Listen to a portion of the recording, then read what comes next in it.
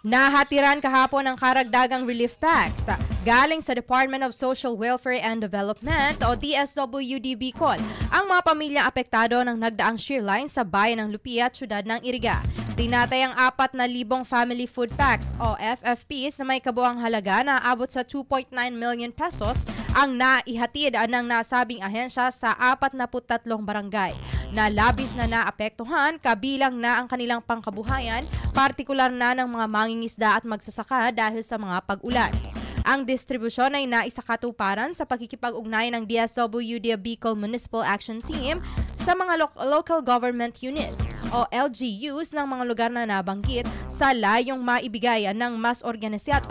organisado ang asistensya sa mga residente. Ito ay bilang tugon na rin umano ng Regional Office sa direktiba ng kalihim ng ahensya na si Secretary Rex Gatchalian na makipagtulungan sa mga LGUs para sa mabilisang pagresponde sa iba't ibang lugar tuwing kinakailangan.